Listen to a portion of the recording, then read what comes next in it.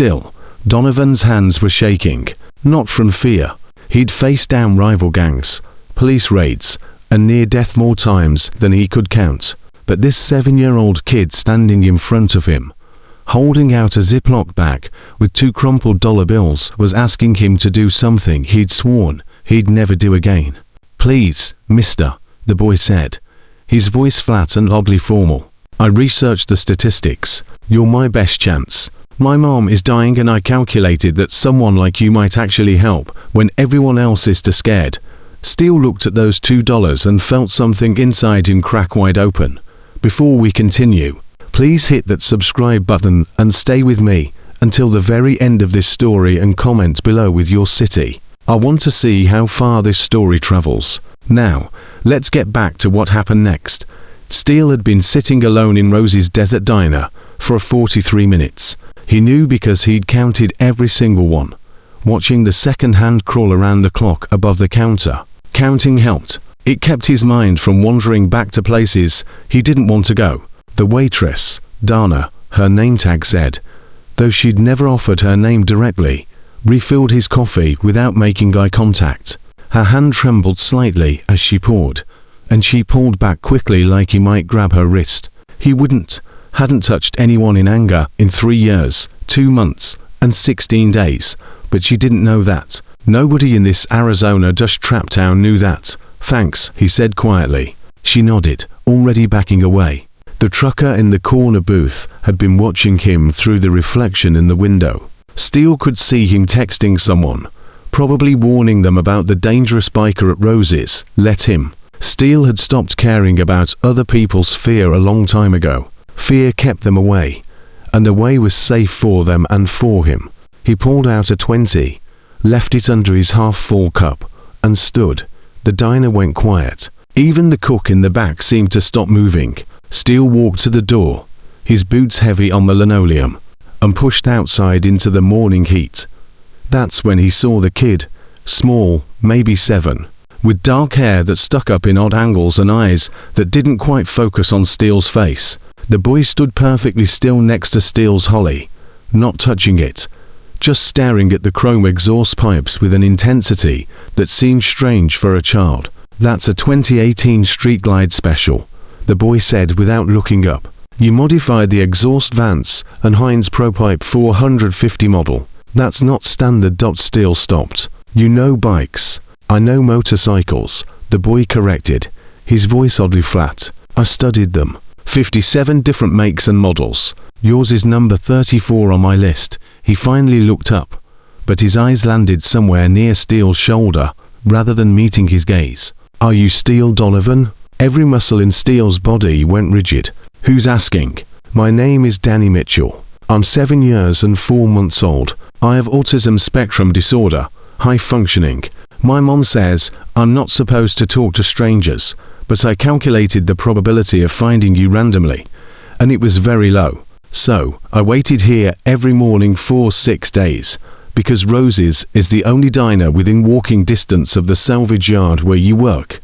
The kid rattled off information he was reading from a manual. No emotion, no inflection, just facts. "You shouldn't know my name," Steele said. "I asked Mr. Henderson at the salvage yard. I told him I was doing a school project on community workers. He said you were the best mechanic he'd ever seen, but that you kept to yourself and had a troubled past. I interpreted that to mean you used to be in a motorcycle gang.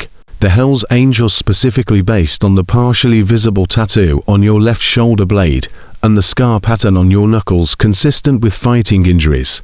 Steele's jaw clenched. This kid was too smart for his own good. "What do you want, Danny?" Danny reached into his pocket and pulled out a Ziploc bag. Inside were coins and 2 crumpled bills carefully smoothed out and stacked. He held it out with both hands like an offering. "I have $2. I need you to help my mom fight the bad thing inside her." Steele stared at the bag. "What bad thing?" "Cancer. Stage 3 breast cancer. Specifically triple negative, which has a lower 5-year survival rate than other types. She needs chemotherapy, surgery, and possibly radiation. The total cost is approximately $300,000. I calculated that my $2 is 0.67% of what's needed. but I thought it would be enough to start. Was I wrong? The words hit Steele like physical blows. This 7-year-old kid had just broken down his mother's death sentence into percentages and dollar amounts. Danny. I can't. You can. Danny interrupted, still not meeting his eyes. I researched helping professions, teachers, social workers, counselors. They all require my mother to ask for help first. She won't. She has a 98% refusal rate for assistance offers. But you're different. You don't follow normal social protocols. You could help without her permission. Kid, I'm not. I don't do that kind of thing. You used to, Danny said. Mr. Henderson said you used to solve problems for people. Different problems, he said. But you were good at it. Steele felt his throat tighten. Yeah, he'd solved problems. All right. Usually with his fists or worse. Those aren't the kind of problems your mom has. Please, for the first time. Danny's voice cracked slightly. I calculated every possible option. You're the only variable that might work. Everyone else follows rules. Rules say you have to ask for help. Rules say you have to have money. Rules say children can't fix adult problems. But you don't follow rules. Steele looked at this strange, brilliant, desperate kid holding out $2 like it was a treasure and felt something shift inside him. Something he'd thought was dead. Where's your mom now? Teaching Lincoln Elementary, room 14. She teaches 3rd grade. She's very good at it. Even though she's sick, she hides it. Makeup for the dark circles, long sleeves for the bruises from blood draws. She says she's fine, but I track her symptoms. She's not fine. She's declining at an estimated rate of, I'll check on her, Steele said, cutting off the statistics. That's all I'm promising. I'll check on her. Danny's face didn't change expression, but he carefully placed the Ziploc bag in Steele's hand. Thank you. That's a 1,300% return on investment of my time, compared to all other attempts. Keep your money, kid. No, a transaction requires payment. If I don't pay you, it's charity. My mom doesn't accept charity. She has a 99% refusal rate for charity, but she accepts payment for services. This is payment. The kid's logic was airtight and somehow heartbreaking. Steele closed his fingers around the bag. Okay. Payment received.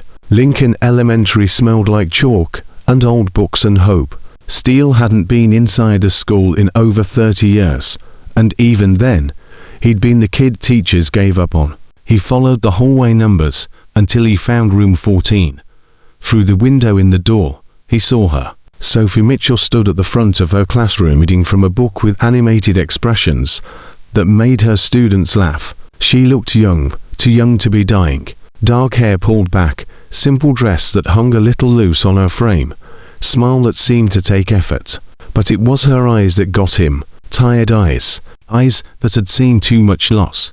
He watched her teach for 15 minutes, noting the way she gripped the desk when she thought the kids weren't looking, the way she blinked hard like fighting off dizziness, the way her hand trembled slightly when she wrote on the board.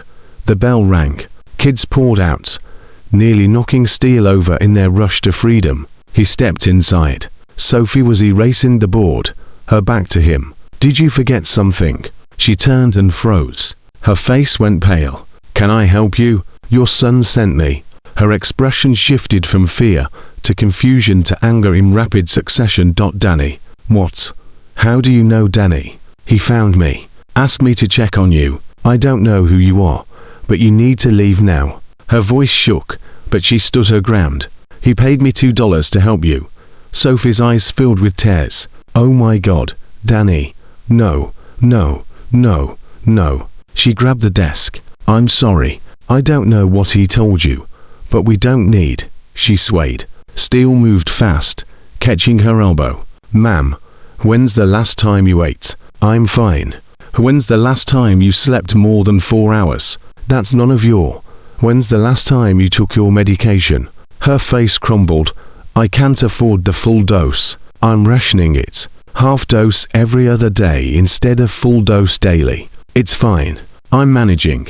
You're dying. Yes. The word came out fierce and broken. Yes, I'm dying. and I'm doing it on my own terms, taking care of my son, keeping my job, staying strong for as long as I can. I don't need some stranger. She looked at his tattoos, his leather vest, some criminal feeling sorry for me. Your son doesn't think I'm a criminal. He thinks I'm someone who can help. My son has autism. He doesn't always understand social situations. He doesn't understand that people like you. People like me what? Steele's voice went hard. Sophie met his eyes finally. People who live outside the law don't help people like us. They take, they hurt, they destroy. My husband was a firefighter. He died protecting children from people who set fires for money. So, forgive me if I don't trust someone who looks like they've spent more time breaking laws than following them. The words should have made him angry. Instead, they made him sad because she was right. She was absolutely right. Your son gave me $2. Steele said quietly. He calculated that it was 0.0067% of what you need. He knows the statistics on your cancer. He knows you're rationing medication. He knows you're dying. And he's trying to save you the only way a 7-year-old can think of. Sophie pressed her hand to her mouth, tears spilling over. So, here's what's going to happen, Steele continued. I'm going to wait in the parking lot. When you finish your workday, I'm going to follow you home. I'm going to make sure you and Danny eat dinner. And tomorrow, I'm taking you to a doctor. A real one. Not whoever you're seeing at the free clinic. I can't afford. I didn't ask if you could afford it. I don't accept charity. It's not charity. Your son paid me $2. I'm just doing the job he hired me for. Sophie stared at him, and for a long moment, neither of them moved. Then she whispered, "Why would you help us?" Steele thought about all the people he'd hurt, all the families he'd destroyed, all the second chances he'd never given or received. He thought about Danny's flat, desperate voice, saying, "You're my only option, because a kid with $2 asked me to." Sophie collapsed in the parking lot 20 minutes later. 1 second she was walking to her car, the next she was on the ground. Steele caught her before her head hit the asphalt, her body frighteningly light in his arms. "Sophie, Sophie, can you hear me?" Her eyes fluttered. "Danny, I have to pick up Danny. I'll get Danny. Stay with me." "No, no, you can't. He doesn't know you. He'll be scared. He hired me. Remember, he won't be scared." He called 911, gave them the address, then called the school office to let them know Sophie Mitchell had a medical emergency and her son needed to be kept safe until family arrived. "I'm his family now," Steele said, surprising himself with the words. The ambulance arrived fast. Paramedics swarmed. Questions flew.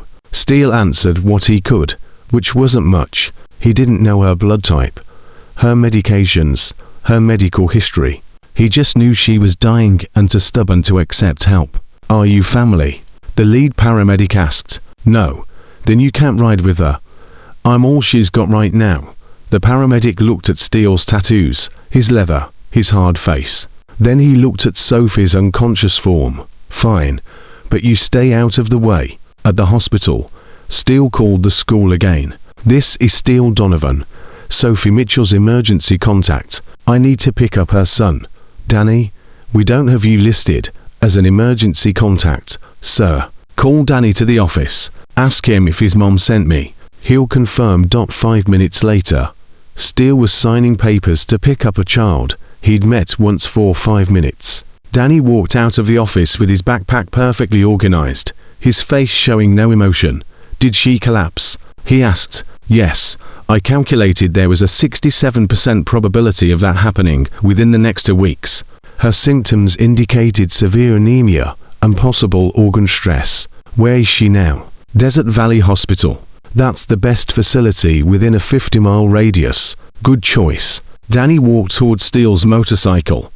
"I've never ridden on a motorcycle before. I'll need instruction on proper safety procedures." Steele stared at this kid who just learned his mom collapsed and was talking about safety procedures. Then he realized this was how Danny processed fear. Through facts and statistics and logic. "I've got a spare helmet in my saddlebag," Steele said gently. "I'll teach you everything you need to know." The hospital social worker met them in the waiting room. Middle-aged woman with kind eyes and the clipboard. Steele had learned to hate CLIP. BOA, the DS. Mr. Donovan. "That's me. I'm Sarah Chen. I need to ask you some questions about criminal history." "Former criminal history," Steele corrected. "I haven't been active in 3 years." "Active in what?" "Things I'm not proud of." He met her eyes steadily. "But I'm not that person anymore. And right now, that kid needs someone. And his mom needs help. And I'm the one who showed up. So either I'm helpful or I'm not. But standing here answering questions isn't doing anyone any good. Sarah studied him for a long moment. Then she said, "Sophie Mitchell has stage 3 breast cancer. She hasn't been taking her medications as prescribed. Her body is severely compromised. The doctor wants to admit her for emergency stabilization and assessment. Do it, Mr. Donovan." "The cost," I said. "Do it. The hospital requires. I'll pay cash. Whatever it takes. Just help her." Sarah blinked. "Cash. Cash." Steele pulled out his wallet, removed $500 bills, and handed them over. "That's a deposit. Let me know when you need more." He had more. A lot more. Money he'd never spent, because spending it meant admitting when it came from. Blood money. Drug money. Money from a life he'd tried to forget. But watching Danny sit perfectly still, processing his terror through statistics, Steele knew exactly what that money was for. It was for this, for them, for a second chance at doing something right. Sarah took the money with shaking hands. "I'll make sure she gets the best care we can provide. Not the best you can provide. The best that exists. Bring in specialists. Get her the treatment she needs. Money isn't an object. Mr. Donovan. Even with unlimited funds, her prognosis. I don't care about prognosis. I care about giving her a fighting chance." Danny looked up then, his eyes meeting Steele's for the first time. Really meeting them, direct and focused and desperately hopeful. "You're going to save her." Steele knelt down to Danny's level. "I'm going to try, kid. I can't promise it'll work, but I'm going to try. That's a 73% improvement over doing nothing." "Yeah."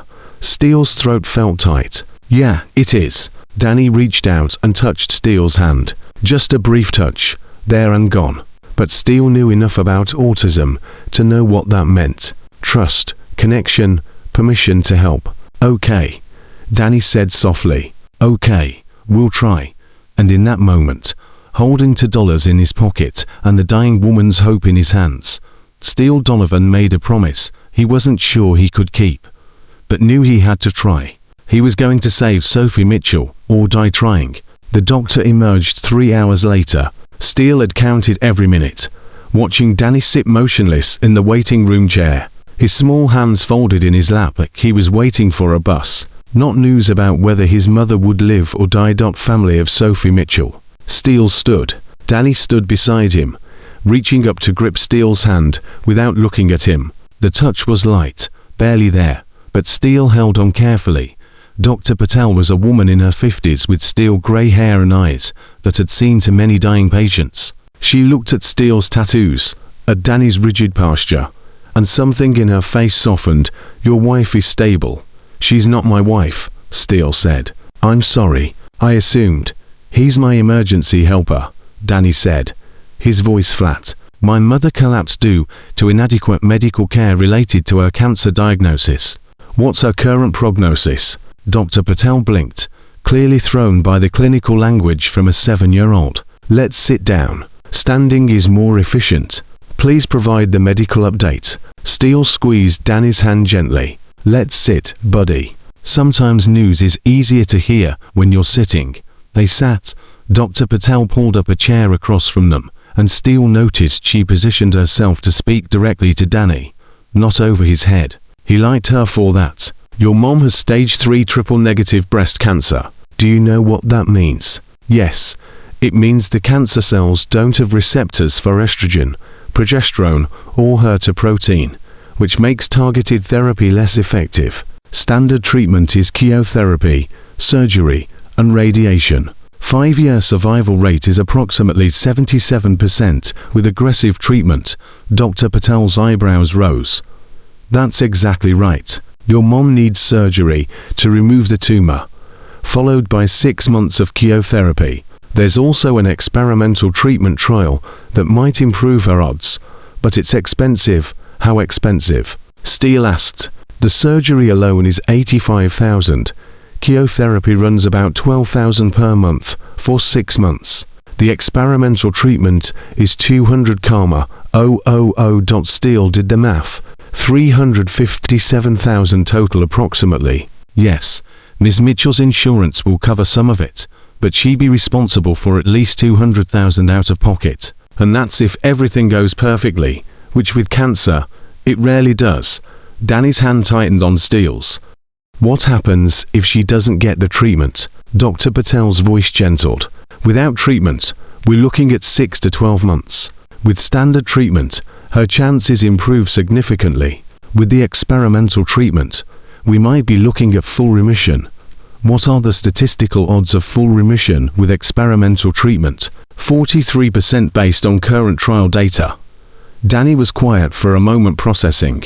Then he said, 43% is better than 0%. Yes, honey, it is. Can we see her? Steele asked. She's sleeping. But you can sit with her. Room 304. They found Sophie in a hospital bed. Tubes running from her arms. Monitors beeping steadily. She looked smaller somehow. More fragile than she had in her classroom just hours ago. Danny walked straight to her bedside and took her hand. Mom, I'm here. Steele brought me. He paid $500 as a deposit toward your treatment. I believe this was a sound investment of my initial $2 payment. Sophie's eyes fluttered open. Danny. Her voice was rough. Baby, you shouldn't be here. Where else would I be? You're hospitalized. I'm your primary family member. Logic dictates I should be present. Her eyes found Steele standing by the door. You did this. You collapsed. I got you help. I didn't ask for help. Your son did. Sophie's face crumpled. Danny. Sweetheart, what did you do? I hired Mr. Donovan to help you. You weren't accepting help from normal channels, so I found an abnormal channel. It was the logical solution. Oh, baby. Tears slid down her cheeks. You can't just hire strangers. He's not a stranger. We've established a professional relationship. He's fulfilling his contracted duties. Steele stepped forward. Mrs. Mitchell. Sophie, your son is the smartest kid I've ever met. And he's scared out of his mind that he's going to lose you. So maybe, just for tonight, you could let someone help. Sophie looked between Steele and Danny, and something in her expression broke. I can't afford this. Even with insurance, I can't. The house, Danny's therapy, his school. I'm already drowning in debt from my husband's medical bills before he died. I can't. I'll pay for it. No, absolutely not. It's not charity. Danny paid me $2. I'm just doing my job. $2 doesn't cover $300,000 in medical bills. It covers me trying. That's what he paid for. Sophie closed her eyes. Why? Why would you do this? Steele thought about the storage unit across town, about the duffel bags stuffed with cash from drug runs, protection rackets, and jobs he'd rather forget. Money he'd never touched because touching it meant admitting what he'd done to get it. Because I've got money I don't deserve, he said quietly. And you've got a kid who deserves a mother. Seems like a fair trade. I don't accept charity from criminals. The word hit hard, but Steele didn't flinch. Then don't think of it as charity. Think of it as restitution. I've done a lot of bad things to a lot of good people. Maybe this balances the scales a little. Sophie stared at him for a long moment. Then she whispered, I don't even know you. You will. A nurse came in to check Sophie's vitals, and Danny rattled off questions about medication dosages and treatment schedules. The nurse answered each one patiently, clearly charmed by the serious little boy, who spoke like a medical textbook.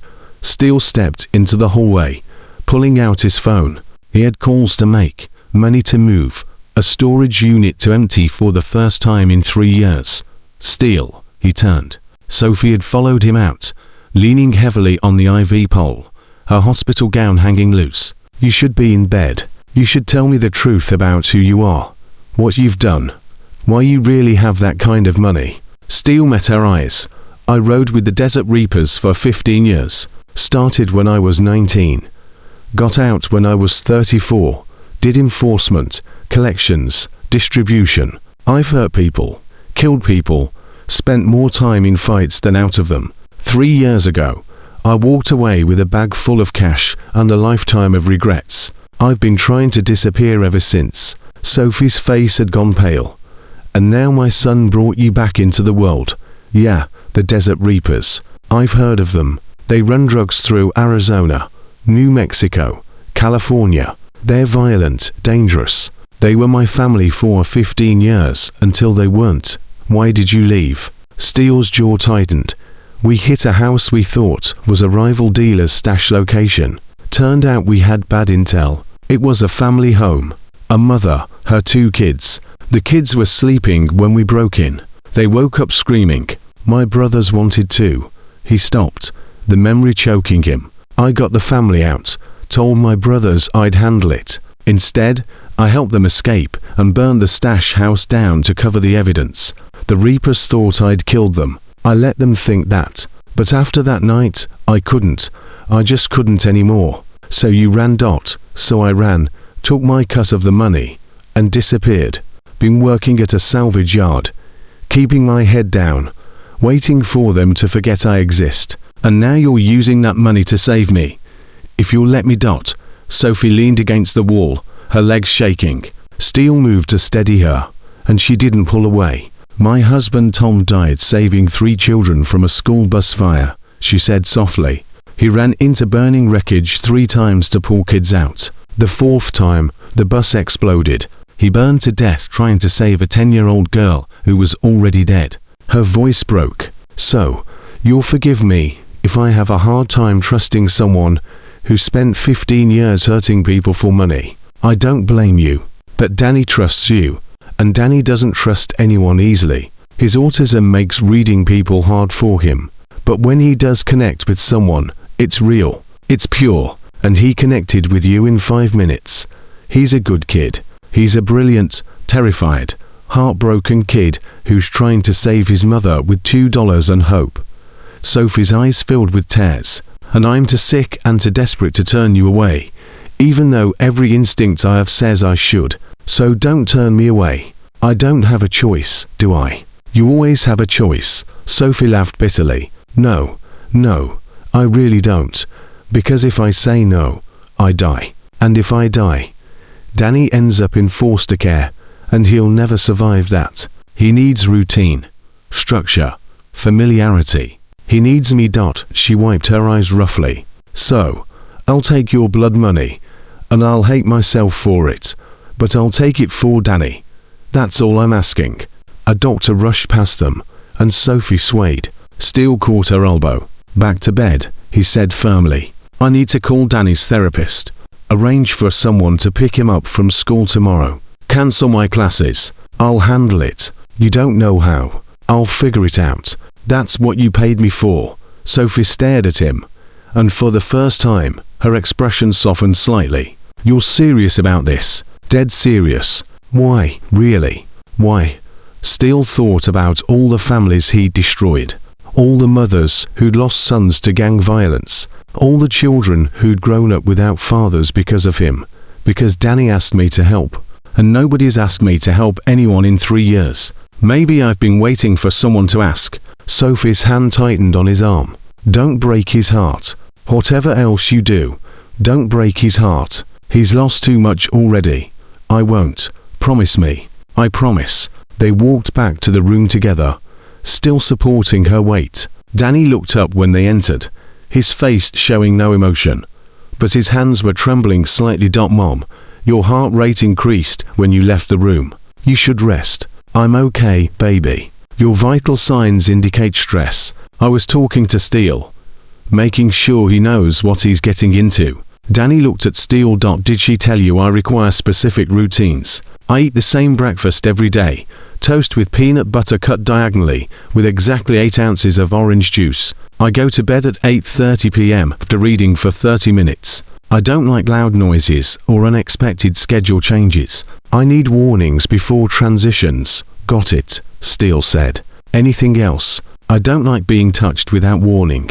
When I'm overwhelmed, I count prime numbers. Sometimes I say things that sound rude, but I don't mean them to be rude.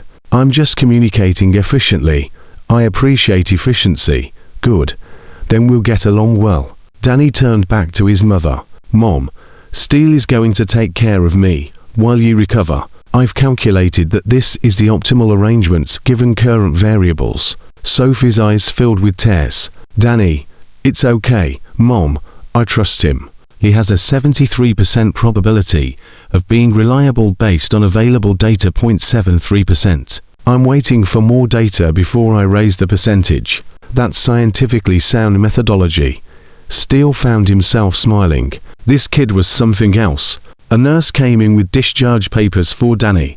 Your mom needs to stay overnight for observation, but you should go home and rest. Danny's hands started to shake. I don't want to leave her. I'll be right here, Sophie said.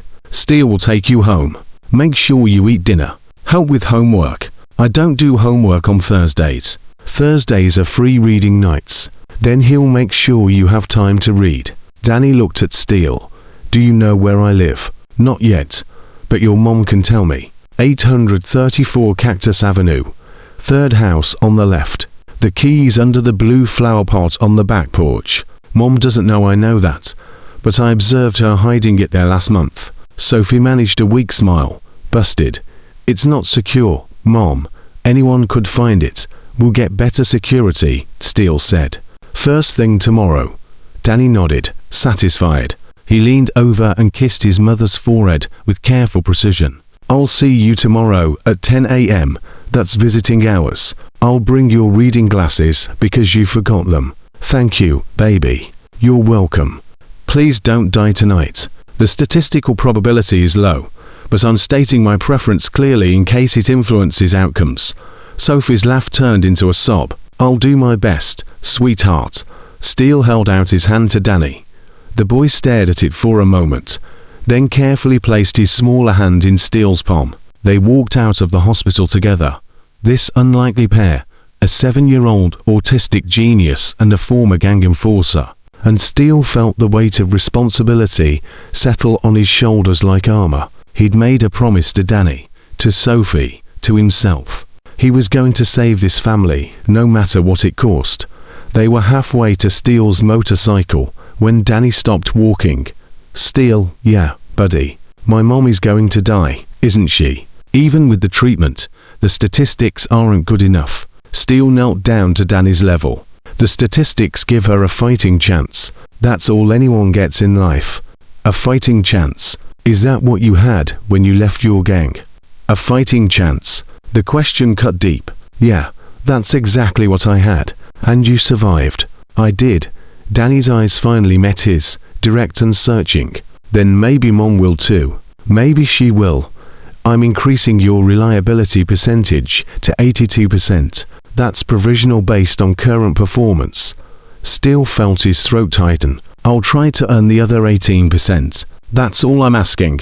They climbed onto the motorcycle. Danny's small arms wrapped around Steele's waist and headed toward Cactus Avenue. Neither of them saw the black holly that pulled out behind them, following at a careful distance. The Desert Reapers had found him, and they wanted their money back. Steele felt the rumble before he heard it. Another bike staying to car lengths back, matching his speed exactly. He'd spent 15 years knowing when he was being followed, and every instinct screamed, danger. Danny's arms tightened around his waist. There's a motorcycle behind us. Same make and model as yours. Is that statistically significant? Yeah, buddy, it is. Steele took a hard right, cutting through a residential street. The bike followed. Hold on tight. Are we in danger? Maybe. I need you to trust me. Okay. My trust percentage for you is currently at 82%. Is that sufficient? Despite everything, Steele almost smiled. That'll do. He gunned the engine, weaving through traffic, taking turns he knew would lose a tail. But the bike stayed with him, relentless. Whoever was riding knew exactly what they were doing. Steele pulled into a gas station, parking under the bright fluorescent lights. Public places were safer. Witnesses made people think twice about violence. The other bike pulled in 30 seconds later. The rider cut the engine, pulled off his helmet, and Steele's blood went cold. Viper Rodriguez, second in command of the Desert Reapers, Steele's former best friend. Steele, Viper's voice was smooth, almost friendly. Been a long time, brother. Danny climbed off the bike, standing close to Steele's leg. Who is this person? Someone from my past. Steele kept his body between Viper and Danny. Someone who should have stayed there. Viper's eyes flicked to Danny, assessing. Didn't know you were into the family man routine now. Cute kid. He yours. None of your business. Everything about you is my business. You disappeared 3 years ago with $150,000 that belonged to the club. We've been looking for you. Steele's jaw clenched. I earned that money. You earned it doing club business. That makes it club money. The Wolf wants it back. Danny tugged Steele's jacket. Who's the Wolf? The man who runs the Desert Reapers. Steele said quietly. The man I used to work for. And the man who's real interested in having a conversation with you, Viper added. He pulled out his phone, typed something, then looked up with a cold smile. In fact, he's so interested, he's already here. 2 more motorcycles pulled into the gas station, then 3 more. Within minutes, Steele was surrounded by 6 members of the Desert Reapers, all wearing their colors, all watching him with expressions that ranged from curious to hostile. The Wolf dismounted last, tall, lean, 60 years old, but moving like a man half that age. He'd been running the Reapers for 30 years, through a combination of brutal intelligence and absolutely no mercy. Steele Donovan. The Wolf's voice was soft, almost gentle. That's how Steele knew he was furious. The Wolf only got quiet when he was planning violence. You've been hard to find. I wanted to be hard to find. And yet here you were playing house with some woman's kid. What happened to you, brother? You used to be my best enforcer.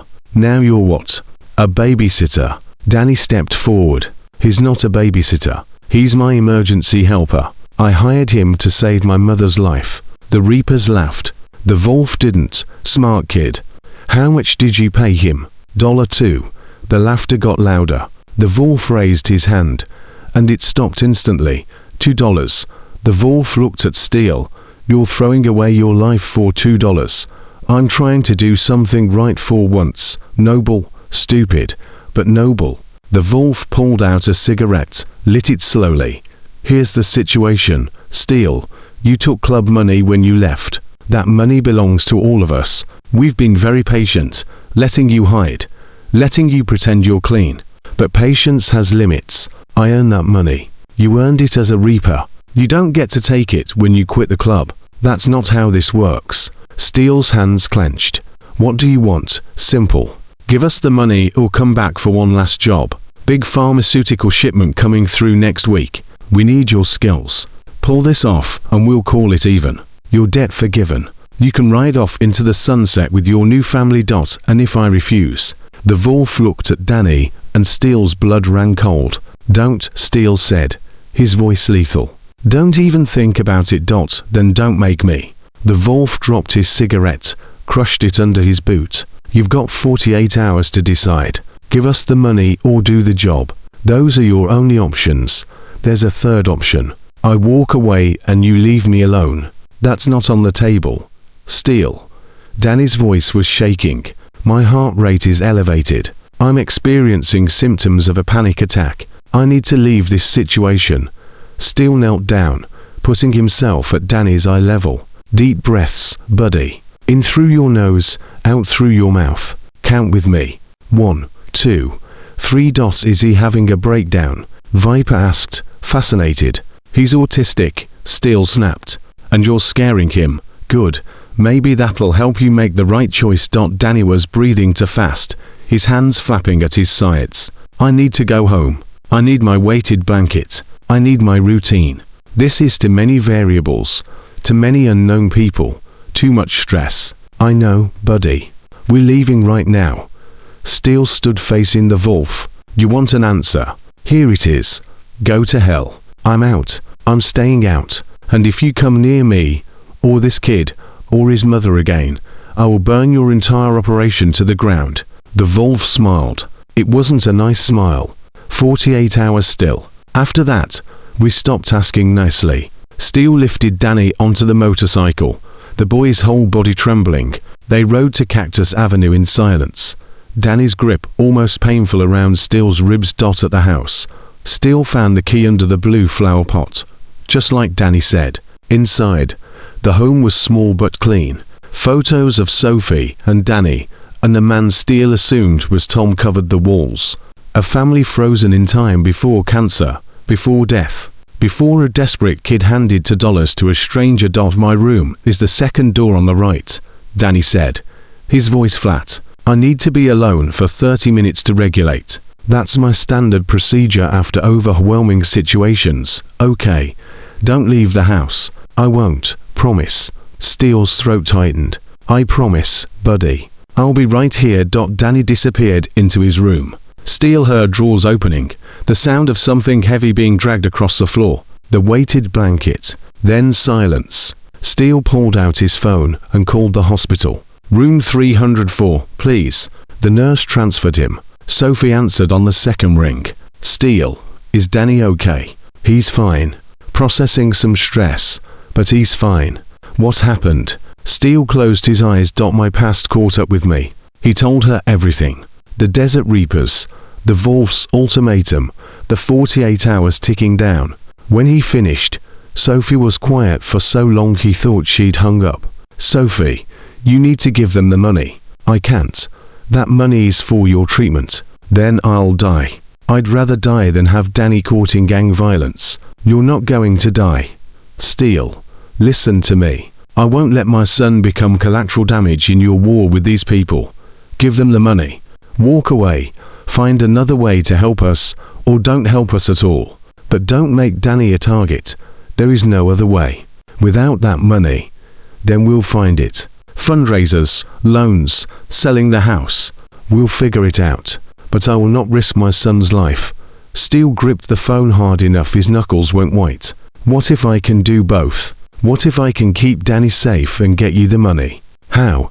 The job they want me for. It's a pharmaceutical shipment. Probably cancer drugs, pain medications, high-value stuff. If I help them steal it, they forgive my debt. Then I use my money for your treatment. Absolutely not, Sophie. No. I won't let you commit crimes to save me.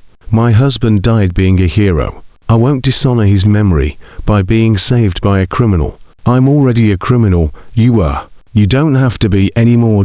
What if I don't have a choice? Sophie's voice broke. We always have a choice.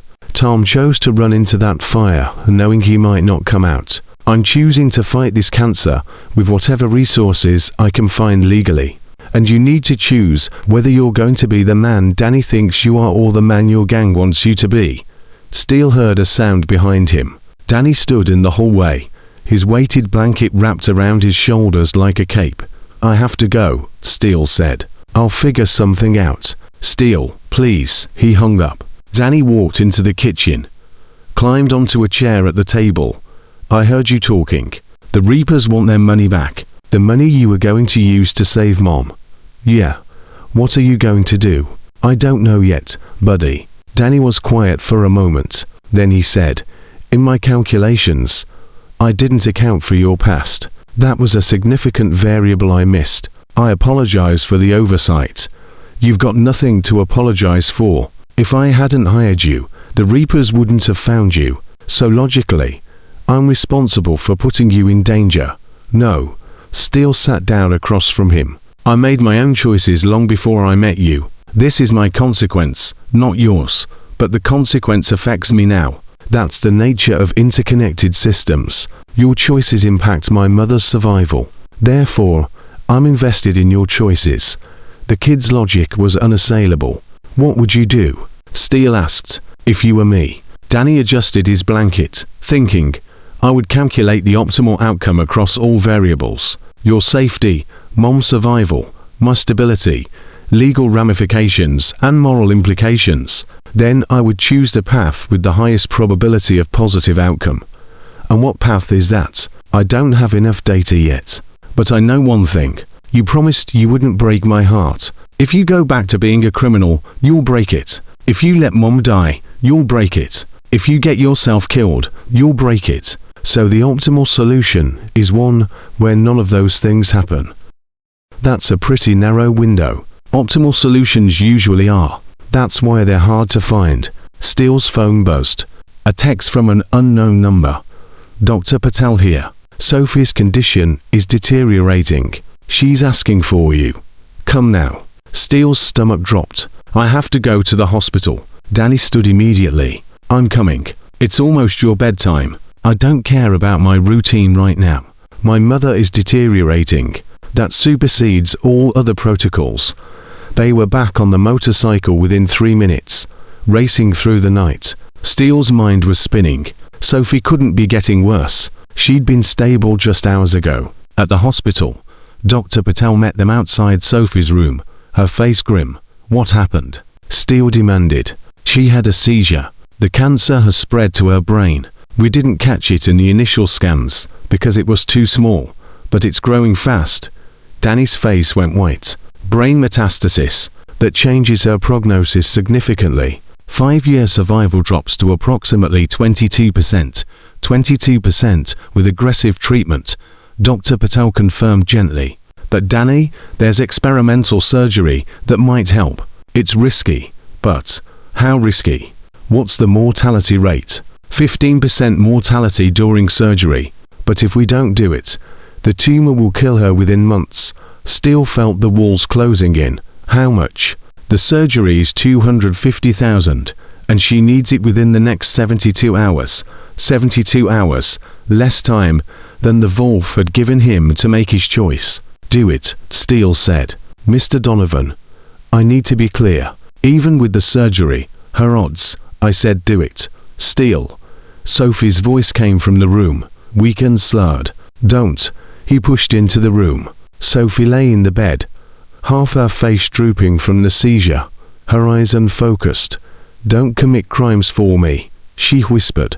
Please let me go. No, I'm not worth it. Danny thinks you are, and I trust his calculations. Tears slid down her face. I'm so tired of fighting.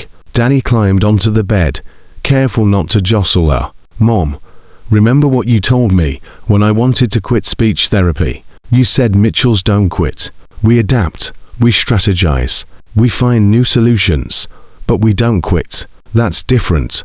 How? Because speech therapy didn't involve a criminal gang threatening people I love, but it did involve me feeling hopeless and scared, and like the fight wasn't worth it. And you didn't let me quit, so I'm not letting you quit either. Sophie's good hand reached up to touch Danny's face. You're too smart for your own good, baby. I know. It's genetic. You're too stubborn for your own good. She laughed and it turned into a sob. Steele's phone buzzed again. Viper, time's ticking. Brother. Wolf wants an answer. You in or out? Steele looked at Sophie, broken and dying. At Danny, terrified, but trying to be brave. At the hospital machines beeping out the countdown of Sophie's life. He typed back, I'm in. Tell me when and where. Sophie saw his expression change. What did you just do? What? I had to. No. Steele. No. The job is in 3 days. I do it. They clear my debt. I use my money for your surgery. Everyone wins, except you lose your soul. I lost it a long time ago. This is just admitting it. That's not true. Danny sees good in you. I see it, too. Even though I don't want to. Then you're both seeing things that aren't there. Danny grabs Steele's hand. If you do this job, what's the statistical probability you'll survive? Steele met the kid's eyes. I don't know, buddy. Estimate. Maybe 60%. That means there's a 40% chance you'll die. Yeah, and if you die, we lose you. If you get arrested, we lose you. If you go back to your gang permanently, we lose you. So, The probability that this plan results in a positive outcome is actually very low. It's the only plan I've got. Then, we need a better plan. There isn't time. There's always time to think. That's what Mom taught me. Before you act, think, calculate, consider variables. Sophie's hand tightened on Danny's. He's right. There has to be another way. Like what? I don't have enough clean money for your surgery. The gang won't leave me alone without their payment, and you're running out of time. So we raise the money, Danny said publicly. We tell people what's happening. We ask for help. Nobody's going to donate $250,000 to a stranger. They might. People donate to causes all the time. Cancer treatments, medical emergencies, children in need. There are statistical precedents for successful fundraising campaigns. Steele shook his head. Even if that worked, it would take months. Not if it goes viral. Social media can spread information exponentially. One post reaching the right people could generate donations within days. It's a long shot. So is your gang job. At least this way, nobody dies. Steele looked at Sophie. Her face was pleading, hopeful, desperate. Please, she whispered. Try it Danny's way. If it doesn't work, if I run out of time, then you can make your choice. But give us a chance to do this right. Steele's phone buzzed. Viper again. Wolf says, bring the kid to the meet. Insurance that you'll show up. Steele's blood went cold. They want you there, he said to Danny. Why? To make sure I don't run. Sophie tried to sit up. Failed. No. Absolutely not. I won't let them near him. You can't guarantee that. I can try. Your trying isn't good enough. Not with my son's life. Danny's voice cut through their argument. I'll go. No. Sophie and Steele said simultaneously. Listen to me. If I go, Steele can do the job, get the money, and we can save Mom. If I don't go, they might hurt Steele to punish him. The logical choice is clear. The logical choice is keeping you safe, Steele said. Safe doesn't matter if Mom dies. Danny, I did the calculations. I accept the risk. Sophie was crying now. Hard sobs that shook her whole body. No, no, no. I won't let you. I'm your mother. I'm supposed to protect you, and I'm supposed to protect you. That's what families do. Steele felt something crack in his chest. This kid, this brilliant, brave, impossible kid, was willing to walk into danger for his mother, just like Steele had once walked away from danger for a different family. I have a better idea, Steele said slowly. What if I could get the Reapers money without doing their job? How? Sophie asked. The money I have hidden. It's not all in one place. I've got smaller stashes scattered around. Emergency funds. Maybe 20,000 here, 15,000 there. I could gather it all, pay off the Wolf, and still have enough for your down payment on surgery. We fundraise the rest. Would the Wolf accept that? Maybe if I sweeten the deal. Give him information he wants about rival gangs, locations of stash, houses I know about. Make it worth his while to let me go. Danny tilted his head. That increases your betrayal of your former associates. They might retaliate. Let them try. I'm done running. Sophie reached for Steele's hand with her good one. This is really dangerous. Everything about this situation is dangerous. But at least this way, I'm choosing to face it head on instead of hiding. And if it doesn't work, then we figure out plan C. But I'm not doing their job. And I'm not bringing Danny anywhere near them. Steele typed to Viper. Meeting changed.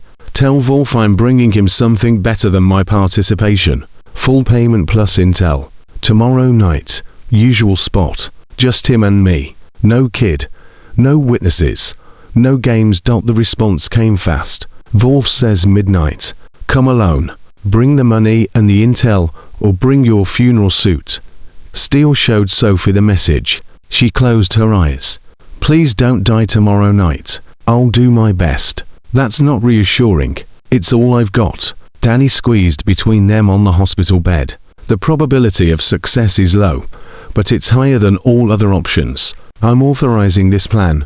You're authorizing it. Steele almost smiled. Yes, as the client who initiated this contract, I have approval authority over strategic decisions. Fair enough. They sat together in the quiet hospital room. This broken family that had formed in less than 24 hours. Steele knew tomorrow might destroy everything. The wolf might refuse his offer. The reapers might kill him. Sophie might die anyway. But right now, in this moment, he had a promise to keep. And Steele Donovan had never broken a promise to a kid before. He wasn't about to start now. Steele spent the next day collecting every dollar he'd hidden over 3 years. The storage unit in Mesa held $70,000 in a duffel bag buried under old motorcycle parts. A safe deposit box in Phoenix contained another $45,000. A lockbox hidden in the desert near his old campsite held $32,000 more. By sunset, he had $147,000 in cash stacked in the saddlebags of his Holly Dot. It wasn't enough to pay the wolf and cover Sophie's surgery, but it was enough to negotiate. He stopped at the hospital before the midnight meeting. Sophie was sleeping, her face still slack on one side from the seizure. Danny sat in the chair beside her bed reading a book about quantum physics that was probably meant for college students. "You came," Danny said without looking up. "Said I would. People often say things they don't mean. I'm learning to differentiate between probable truth and social pleasantries." Steele sat down in the other chair. "What's the book?" "Introduction to Quantum Mechanics. I'm on chapter 7. It's about probability functions and wave-particle duality. Very relevant to decision-making under uncertainty. Don't find any answers. Several, but they all involve mathematical equations that don't apply to human behavior." Danny finally looked up. "Are you scared about tonight?" "Terrified. Your honesty percentage just increased to 94%. Most adults lie about fear. Fear is not something to lie about. It keeps you alive." Danny closed his book carefully. "I calculated the probability of you surviving tonight's meeting. It's not good." "How not good?" 47%. That's accounting for variables like the wolf's temperament, the reaper's code of conduct, and your combat experience. But there are too many unknown factors. So basically, a coin flip, essentially. Are you still going? Have to. It's the only way to keep you and your mom safe." Danny was quiet for a moment. Then he reached into his backpack and pulled out the Ziploc bag with $2. "I want to give you more money to improve the statistical outcome." Steele's throat tightened. "Keep it, buddy. You already paid me everything I need. But $2 isn't enough. It was enough to make me care. That's worth more than any amount of money." Danny studied him with those intense, analytical eyes. "If you don't come back, what happens to us? Your mom has friends, family." "No, she doesn't. Grandma died 2 years ago. Grandpa has dementia and doesn't recognize us. Mom's sister lives in Japan and hasn't called in 3 years. Dad's parents blame Mom for his death because he was trying to save money for our family when he took the extra shift that killed him." Danny's voice stayed flat, but his hands were shaking. "If Mom dies and you die, I go into foster care. The statistics on foster care outcomes for autistic children are very poor. Your mom's not going to die." "You can't guarantee that." "No, but I can guarantee I'm going to try my hardest to make sure she doesn't." "Trying isn't a guarantee. It's all anybody's got, Danny. We try, we hope, we fight like hell, and we see what happens." "That's not very reassuring from a logical standpoint." "Yeah, well, life's not very logical." Sophie stirred, her eyes opening slowly. "Steele." He moved to her bedside. "Right here. What time is it?" "Almost 11. Her good hand gripped his wrist with surprising strength. "Don't go, please. We'll find another way." "There isn't another way." "Then let me die. I've made peace with it." Danny hasn't. Sophie's eyes filled with tears. "He'll survive. Kids are resilient." "Not all kids. Not kids who've already lost their dad and spent months watching their mom slowly dying while pretending everything's fine." Steele's voice was rough. "You want to know what I see when I look at Danny? I see a kid who's been being brave for so long he's forgotten how to be scared, and that's going to destroy him. And you getting killed by your old gang is better, if it means he doesn't lose you." "Yeah." Sophie pulled his wrist closer, forcing him to lean down. "Listen to me. I'm not worth dying for. I'm a broke teacher with terminal cancer and more medical debt than most people make in a lifetime. Save yourself. Take your money and run. Can't do that. Why not? Because your son paid me $2 to help you. And Steele Donovan doesn't break contracts. That's the stupidest reason I've ever heard. Yeah, well, I'm not known for my intelligence. Sophie laughed, then sobbed. I can't watch you die for me. Then close your eyes. I'll be back before you wake up. He kissed her forehead before he could stop himself. Her skin was warm, feverish. She grabbed his leather vest, held on tight. Come back, she whispered. Please come back. I'll try. Promise me. I can't promise that. Then promise me you'll fight. Promise me you won't just let them kill you. Steele pulled back enough to meet her eyes. I promise I'll fight. Danny stood up, walked over, and wrapped his arms around Steele's waist. The hug was stiff, awkward, but real. Steele froze, not wanting to do anything that might make the kid pull away. Your heart rate just increased, Danny said. His voice muffled against Steele's vest. Mine did, too. That's because we both care about each other and are afraid of loss. It's a normal physiological response to attachment. Steele's arms came up slowly, carefully returning the embrace. Yeah, buddy. That's exactly what it is. I'm raising your reliability percentage to 97%. That's as high as I go before I have long-term data. I'll earn that last 3%. You better. Steele left them there, mother and son holding each other in a hospital room, while he rode off to face his past. The night was cool, the desert highway empty. He made it to the meeting spot with 10 minutes to spare. The old warehouse on the edge of town had been abandoned for years. The Reapers used it for meets, deals, and occasionally torture sessions. Steele had done things here he'd spent 3 years trying to forget. He parked his bike, pulled the duffel bags from the saddlebags, and walked inside. The Wolf was already there, sitting on a rusted metal chair like it was a throne. Viper stood behind him, along with 4 other Reapers Steele recognized. No Danny. Thank God. They had kept that part of the agreement at least. Steele. The Wolf didn't stand. You brought the money. 147, 000. Every dollar I'd hidden. I asked for 150. I'm 3,000 short, but I brought something else. Steele pulled out a notebook from his jacket. Locations of 6 rival gang stash houses. Dates and times of their major shipments for the next 2 months. Names of their suppliers and distribution contacts. Information that's worth at least $100,000 to the right beer. The Wolf's eyes gleamed. And you're just giving this to me. I'm trading it for my freedom. Full discharge of debt. No retaliation. No future contact. I walk away clean. Why would I agree to that when I could just take the money and the information and kill you anyway?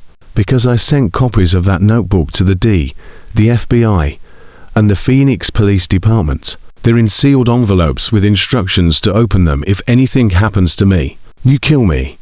Every agency in Arizona comes down on the Reapers with everything they've got. Viper stepped forward.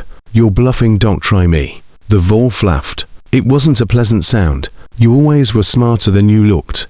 But there's a problem with your plan. Steele. What's that? I don't believe you sent those letters. You're not a rat. You never were. Beating, killing, stealing, sure, but ratting out brothers. That's not in your DNA. Steele's jaw clenched. The Wolf was right. He'd bluffed. And the Wolf had called it. So, here's my counteroffer.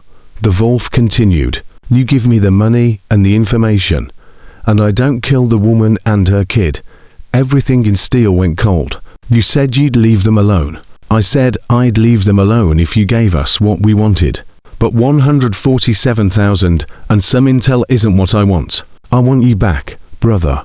One more job. The pharmaceutical shipment. You help us pull it off. You can have your freedom. No. Then I guess we're paying a visit to Desert Valley Hospital. Room 304, right. Sophie Mitchell and her autistic son, Danny.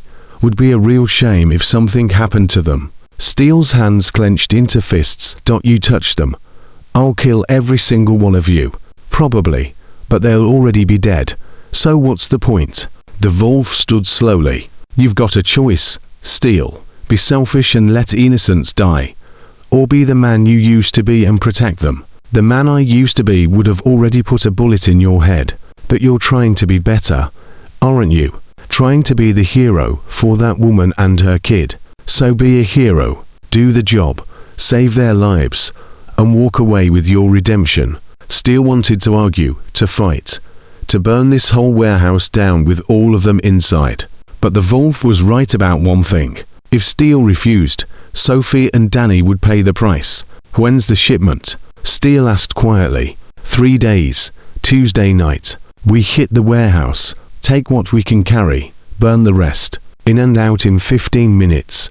And after, you're free, debt paid, no strings, no retaliation. You can play house with your new family and pretend you were never one of us. Steele looked at the money in the duffel bags. $147,000 that could save Sophie's life. Now useless because the Wolf wanted him back in the life he'd escaped. I need that money for her medical treatment. So, do the job. Take your cut. And you'll have plenty for her treatment and then some. What's my cut? 50,000. Shipment's worth close to 2 million. 50K is more than fair for one night's work. Steele did the math. 50,000 plus the 147 he already had. That was almost 200,000. Enough for Sophie's surgery and a few rounds of chemo. Not enough for everything, but enough to buy time. I want $100,000, Steele said. The Wolf's eyebrows rose. You're negotiating.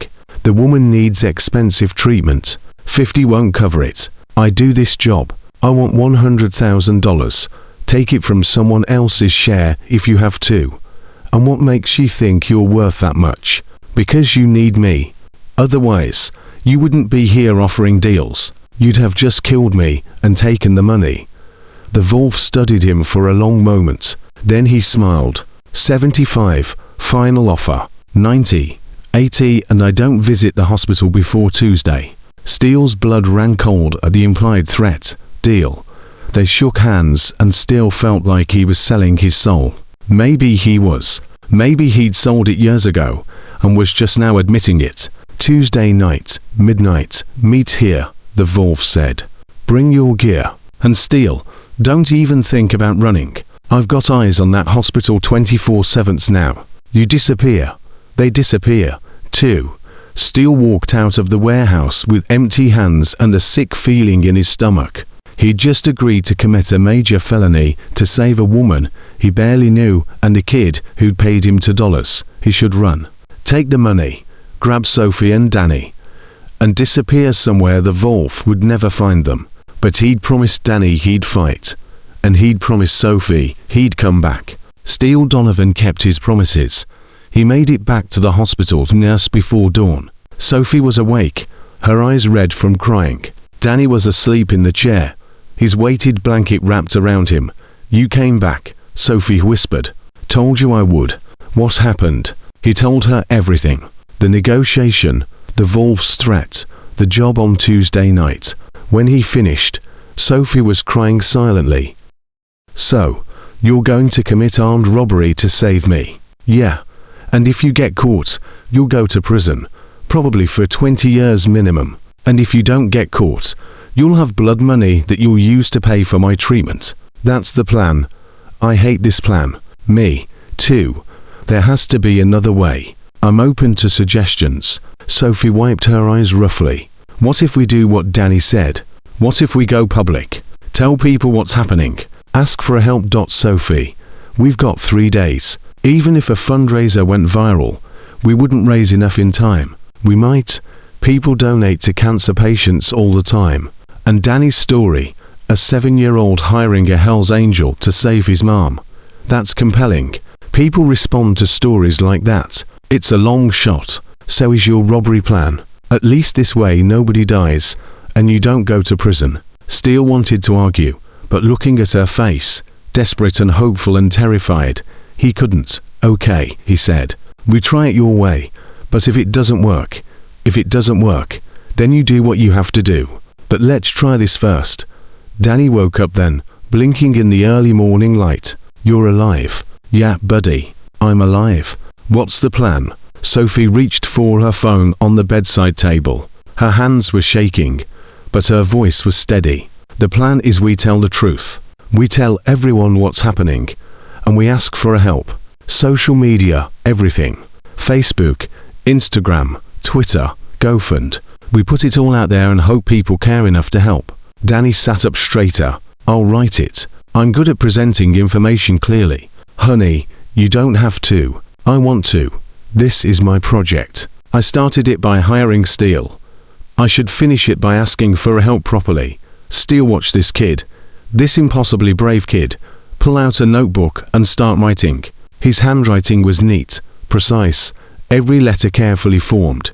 After 20 minutes, Danny handed the notebook to Sophie. Read this, Sophie read aloud, her voice breaking multiple times. My name is Danny Mitchell. I'm 7 years old and I have autism. 3 days ago, I gave a man named Steele Donovan $2 to save my mother's life. He's trying, but $2 isn't enough. My mom has stage 3 breast cancer that spread to her brain. She needs surgery that costs $250,000 by Tuesday, or she die. She's been teaching through her sickness because she's too proud to ask for help.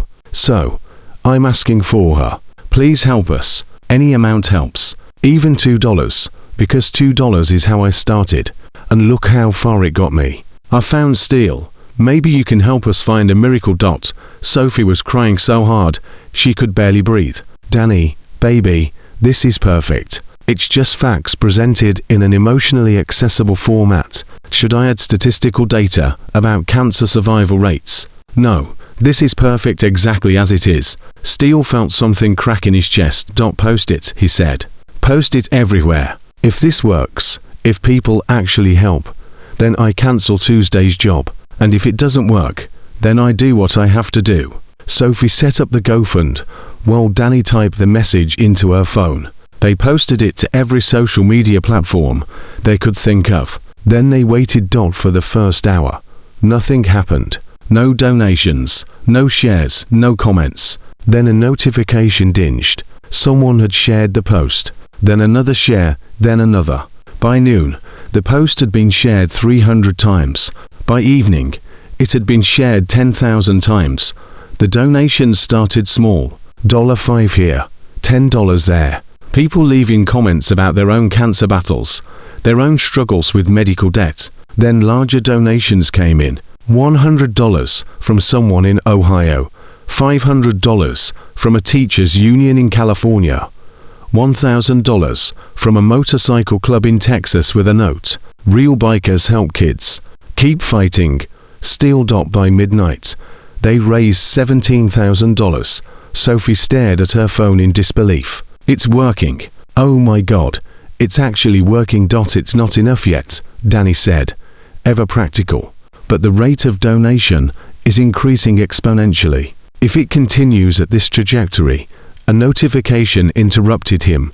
A major donation, $50,000 from an anonymous donor. Then another, $25,000 from someone Tom's fire company brothers. Sophie gasped. That's Tom's old firehouse. They're donating. The donations kept coming. Faster now. Larger. People were sharing the story on news sites, blogs, Reddit.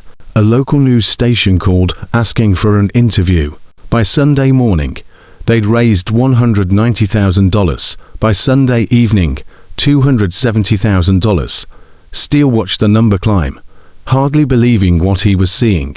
Strangers helping strangers. People who'd never met Sophie or Danny giving their money because a kid asked for help. Monday morning, a Dr. Steele had never met showed up at Sophie's room. I'm Dr. James Chen, neurosurgeon. I saw your son's post. I'd like to perform your surgery pro bono. Sophie stared at him. What a no charge. Your story moved me. And frankly, you need this surgery fast. I can schedule you for tomorrow morning if you consent. But the cost. Consider it my donation. I've got the surgical team on board. We're all waiving our fees. Steele felt tears burning his eyes for the first time in 20 years. By Monday evening, the GoFund had reached $347,000, more than enough for Sophie's surgery her chemo, her medications, enough for Danny's therapy, their mortgage, everything. Steele pulled out his phone and texted the Wolf, "I'm out. Keep the money. I don't need it anymore." The response came fast. "You don't back out of a deal with the Reapers." "I just did. Come after me or the family, and I'll burn your operation to the ground. You're a dead man." Steele. "Maybe. But I'm a dead man who kept his promise to a kid. That's more than you can say." Steele turned off his phone and looked at Sophie and Danny, both sleeping peacefully for the first time in days. He'd done it, not with violence or money or crime, with hope, with honesty, with the simple act of asking people to care. Danny had been right all along. Sometimes the best solution is the one nobody expects. Steele didn't sleep that night. He sat in the hospital hallway outside Sophie's room, watching the door, waiting for the Wolf to make his move. He'd backed out of a deal with the Desert Reapers. There would be consequences. The consequences arrived at 4 a.m. Viper walked through the hospital entrance, like he owned the place. 2 other Reapers flanking him. Steele stood up, blocking the hallway to Sophie's room. "Move," Viper said. "No. The Wolf sent a message. You broke your word. That has a price. Tell the Wolf I paid my price 3 years ago, when I walked away. This is over. It's over when he says it's over." Steele's hands clenched. "There's security cameras everywhere. You touch me here, you touch them, and you're all going to prison. Worth it to make a point about loyalty. Loyalty." Steele's laugh was bitter. "You want to talk about loyalty? I gave that club 15 years of my life. I bled for it, killed for it, went to hell and back for it. And when I finally wanted out, when I finally wanted to be something other than a criminal, the Wolf couldn't let me go. That's not loyalty, Viper. That's ownership." Viper's jaw tightened. "You took club money. I earned that money doing club business. It was my cut. Same as everyone else's. You left without permission. I left before I became something I couldn't come back from. And you know what? I'd do it again." A security guard rounded the corner, hand on his radio. "Gentlemen, is there a problem?" Viper looked at Steele, then at the guard, then back at Steele. "This isn't over." "Yeah, it is. Go back and tell the Wolf I'm done. If he wants to come after me, he knows where to find me. But leave Sophie and Danny out of it. They're innocent. Nobody's innocent. That kid is. And if you or the Wolf or any other Reaper comes near him, I swear to God, I'll make it my life's mission to destroy everything you've built. I know where the bodies are buried, Viper, literally. You want that information going public." Viper's face went pale. Steele knew things. Too many things. Things that could put the entire club away for life. "You wouldn't. Try me." They stared at each other for a long moment. Then Viper turned and walked away, his brothers following. But Steele knew it wasn't over. The Wolf didn't forgive betrayal. He turned to find Danny standing in the doorway of Sophie's room, his weighted blanket wrapped around his shoulders. "Did you just threaten to expose your former gang's criminal activities?" Danny asked. "Yeah, that increases the probability. They'll retaliate to approximately 89%. I know. Are you prepared for that?" Steele looked at this kid, this 7-year-old who spoke in statistics and probabilities, but felt everything so deeply. "I'm prepared to do whatever it takes to keep you safe." "That's not a statistical answer. It's the only answer I've got." Danny walked over and grabbed Steele's hand. "Mom's surgery's in 4 hours. She's scared, I know. So am I. Me too, buddy." They went back into Sophie's room together. She was awake, staring at the ceiling, her face pale in the pre-dawn light. "Steele, right here. I heard voices outside. Was that handled?" "Don't worry about it." She turned her head to look at him and her eyes were wet. "I'm terrified. The surgery's going to go fine. You don't know that. Dr. Chen said there's a 15% mortality rate during the procedure." 15%, Steele. That's not nothing. Danny climbed onto the bed beside her. 0.15% mortality, 85% survival. That's a B+ grade in school. You always said B+ is good. Sophie's laugh turned into a sob. "This isn't a test, baby. It kind of is. It's a test of your body's ability to survive surgical intervention, and you're strong, Mom, stronger than anyone I know. I don't feel strong. You taught third grade for 6 months while having cancer and didn't tell anyone. You raised me alone after Dad died. You learned everything about autism to help me. You're the definition of strong. Sophie pulled Danny close, crying into his hair. Steele felt like an intruder on their moment. But when Sophie reached out her other hand to him, he took it. Both of you have to promise me something, she whispered. Anything, Steele said. If I don't make it, don't talk like that. Listen, if I don't make it, you take care of him. Not foster care, not some distant relative. You, Steele, promise me you'll take care of Danny. Steele's throat was so tight he could barely speak. I promise. And Danny, you let him. No running away. No shutting down. No trying to be brave all alone. You let Steele help you, okay? Danny nodded against her chest. Okay, Mom, good. She squeezed both their hands. Now, someone tell me something happy. I need to think about something other than surgery. Danny sat up. The GoFund is at $362,000. We got donations from 47 states and 12 countries. Someone in Australia donated $500 with a note that said, "Kids who hire Hell's Angels are my kind of kids." Sophie laughed through her tears. That's amazing. It's statistically unprecedented for a fundraiser to go this viral this quickly. I think we might have set a record. Your story set a record. Steele said you wrote something that made people care. I just presented facts in an accessible format. You did more than that. You showed people that sometimes help comes from the unlikely places, that scared kids can be brave, that broken people can still do good things. Daniel looked at him seriously. You're not broken. Yeah, I am. But maybe that's okay. Maybe broken people can still be useful. You're not useful. You're necessary. There's a difference. Steele felt tears burning his eyes. Yeah, buddy.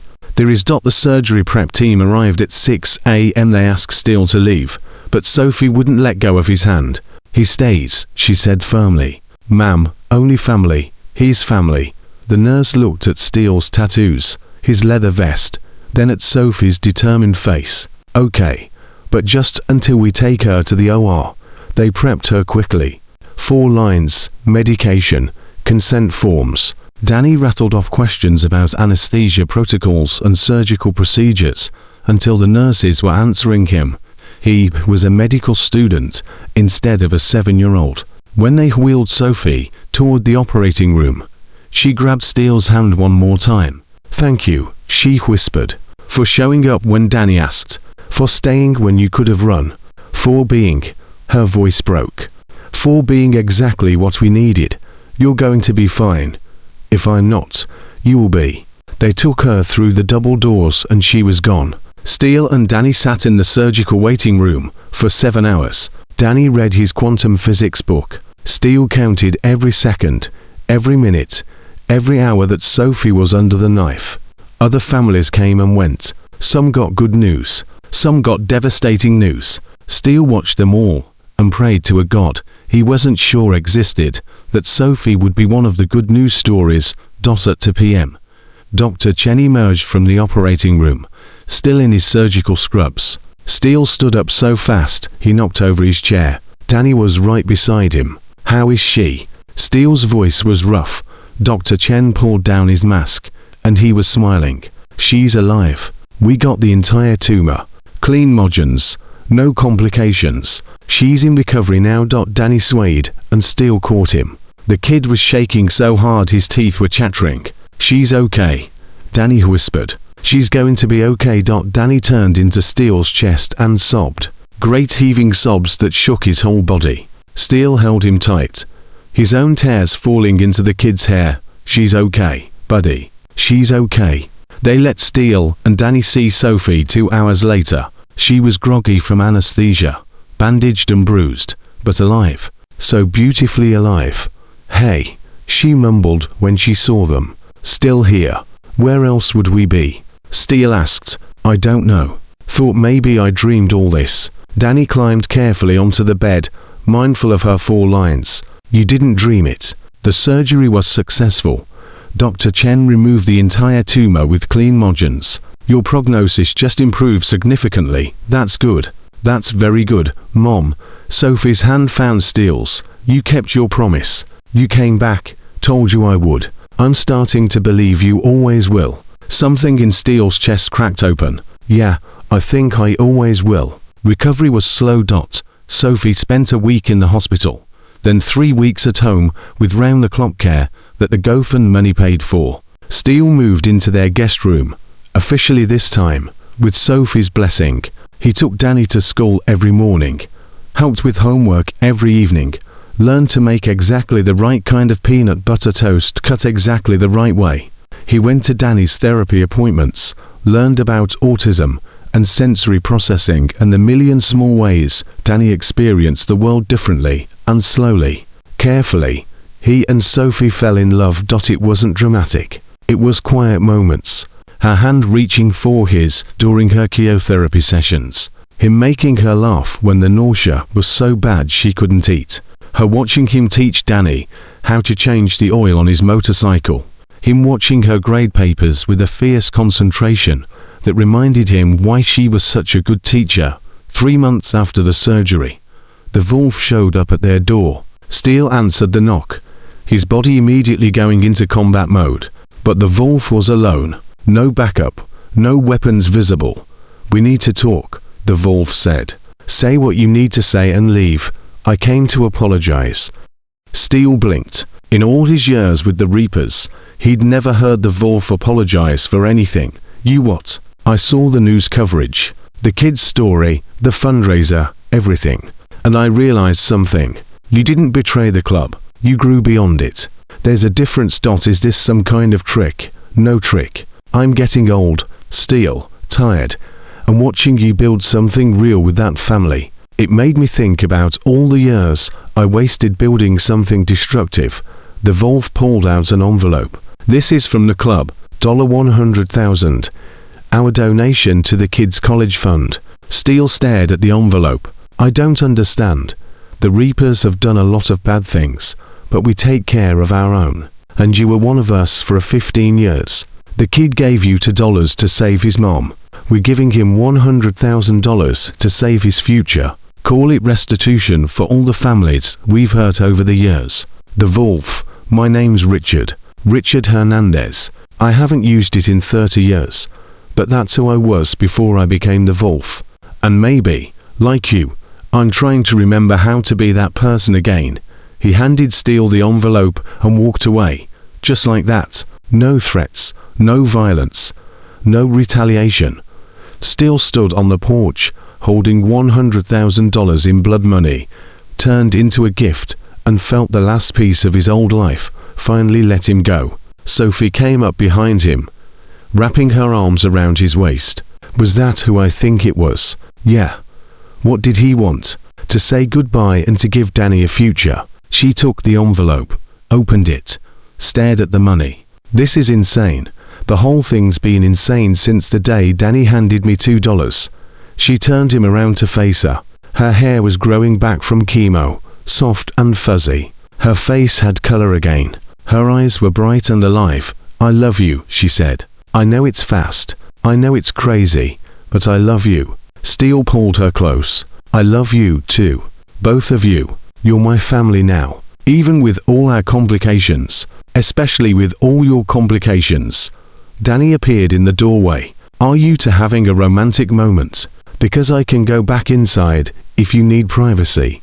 Get over here, kid, Steele said.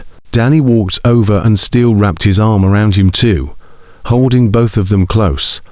I increased your reliability percentage to 100%, Danny said. That's the maximum. You earned it. Thanks, buddy. Also, I calculated the probability of us being a successful family unit. It's 92%, which is statistically excellent. Sophie laughed. What's the other 8%? Unknown variables.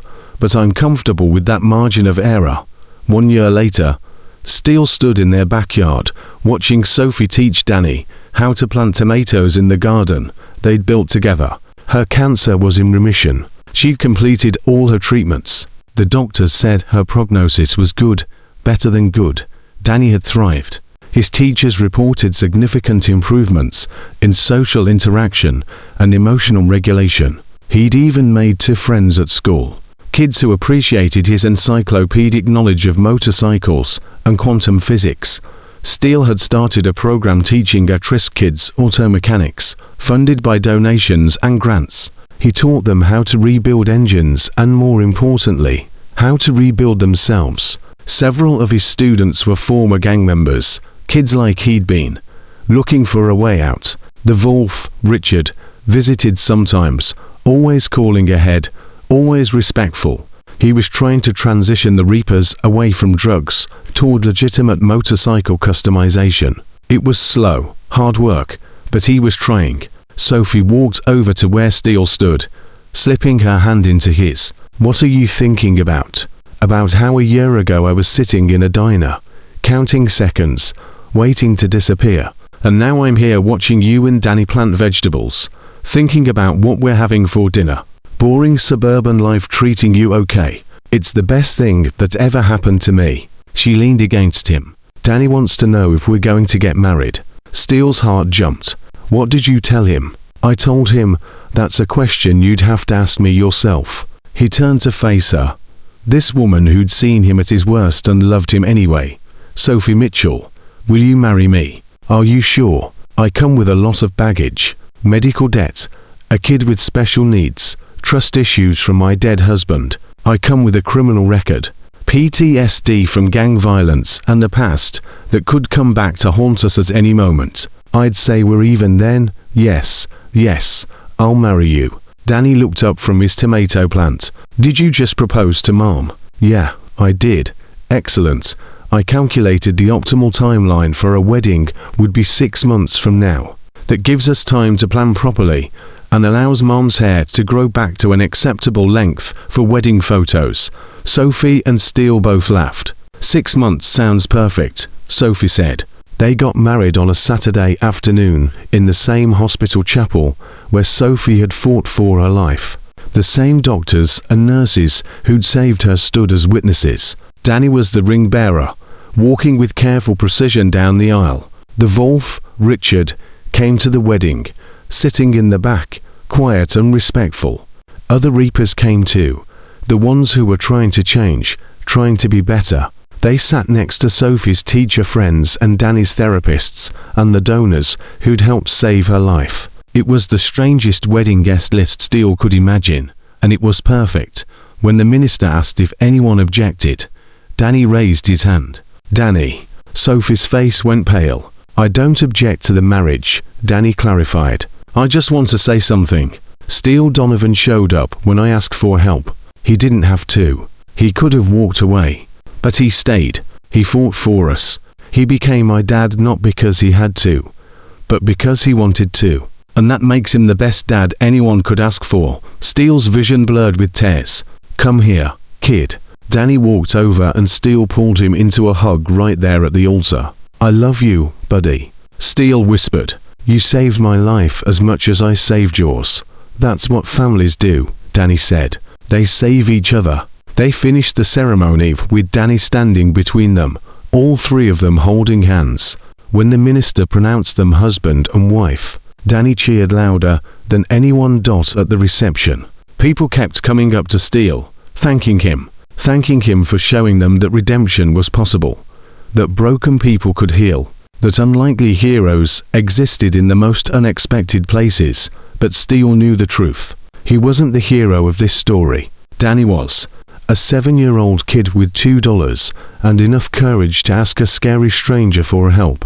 That kid had changed everything. Late that night, after the reception ended and the guests went home, Steele sat on the porch with Sophie and Danny, watching the stars come out. "What are you thinking about?" Sophie asked. "About how this all started. With $2, Danny pulled the Ziploc bag from his pocket. The original $2 was still inside, preserved like a treasure. "I'm giving these back to you," Danny said, "for the next person who needs a miracle." Steele took the bag carefully. "You think I'll know when the right person comes along? You knew with us. You'll know again." Steele put the $2 in his wallet, right next to the photo of his new family. Someday, somewhere, someone else would need help, someone desperate and scared and out of options. And when that person asked, Steele would be ready, because that's what Steele Donovan did now. He showed up when people asked for help. He stayed when things got hard. He fought for families and second chances and miracles that started with $2 and faith. He'd spent 15 years being a criminal, destroying families and spreading pain. Now he'd spend the rest of his life building families and spreading hope. It was the best trade he'd ever made. And it all started because a brilliant, brave, impossible kid looked at a scary stranger and saw someone worth trusting. Danny had been right from the beginning. Sometimes the best solution is the one nobody expects. Sometimes miracles come from the most unlikely places. Sometimes $2 is exactly enough to change everything. Steele Donovan had finally found his purpose, his family, and his redemption.